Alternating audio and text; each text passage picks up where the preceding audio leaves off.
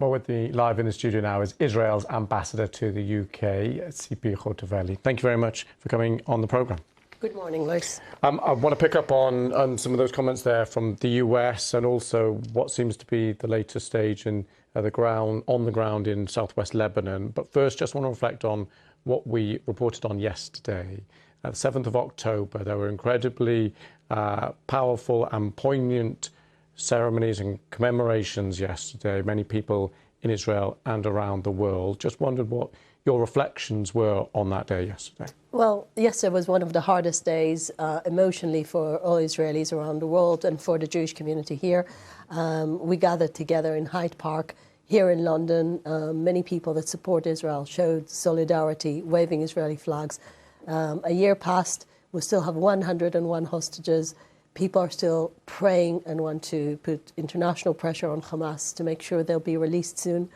And I'm afraid there is still an open wound in our hearts as long as our hostages are not back. We heard yesterday from the families of some of the hostages saying that the fact that they're hostages, that their loved ones were still hostages and still hadn't been returned, showed that the Israeli government hadn't succeeded and they wanted a different approach. Do you share that now? I'm afraid we're dealing with a terror organization, not with charity organization. Hamas has no compassion to the suffer of the families, and we Israelis feel solidarity with the families. I know the Israeli government is keen to release them, and I know that we put so much effort to release them in military operations. Some of them were very successful.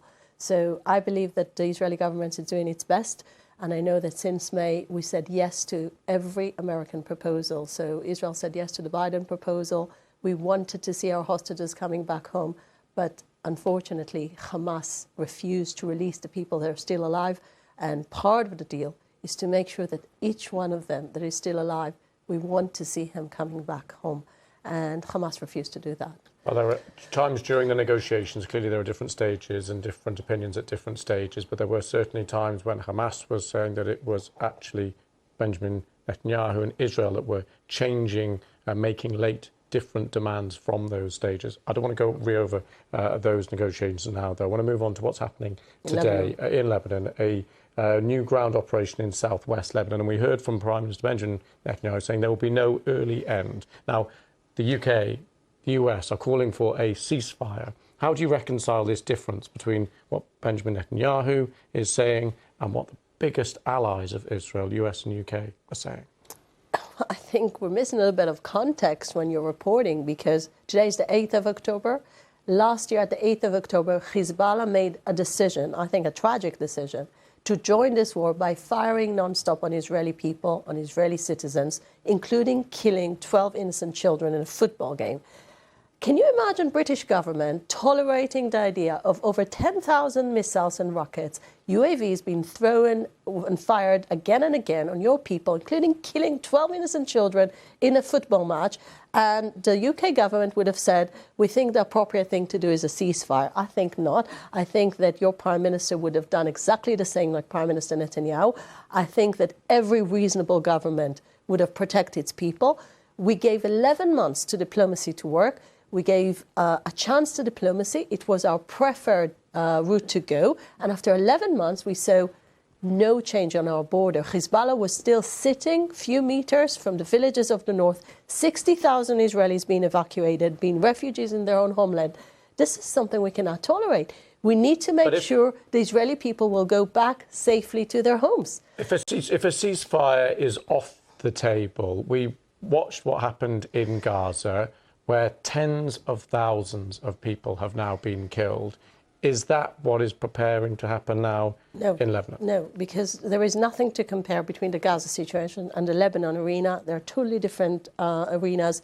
What we want to achieve in Lebanon is very simple, and I think everyone agrees on the fact that UN resolution that was made in 2006, 1701, to bring back our border safely and to push Hezbollah beyond the Litani River. This is the only thing we want.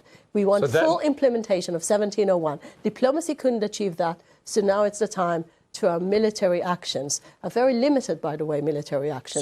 So in your eyes, it's limited actions to push back Hezbollah, and then that is... Where it should be, according to the international law and according to the UN resolution. It's very simple. 1701 says that. The international community all agree that 1701 should be implemented, but as a matter of fact, diplomacy couldn't achieve that. So no ceasefire until that happens. Yes, in Israel's eyes. And I think we're working very precisely. We're calling the Lebanese people to flee to a safer zone. I have to move on to Iran. The response that we are waiting. What are the calculations that are being made?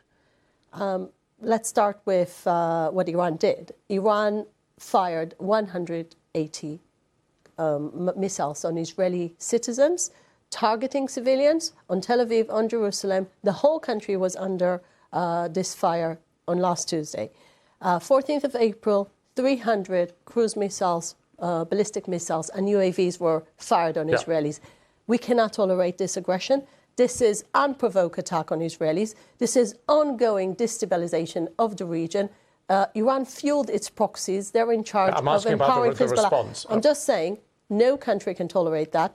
Our Prime Minister said clearly, Iran made a mistake, Iran will pay the price. And in the coming few weeks, you'll see a very severe Israeli reaction to that, that it has only one goal, to make sure the Iranians won't go into this path of aggression. So a very severe response. Yes. Does that include attacking nuclear sites? As you know, I'm not getting into the tactical questions because I'm ambassador. This is the cabinet, the Israeli cabinet will decide about it.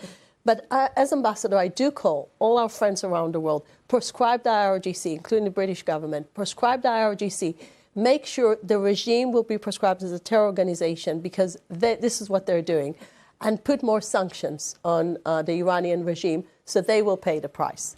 Tzipi Hotovely, thank you very much for coming into the studio.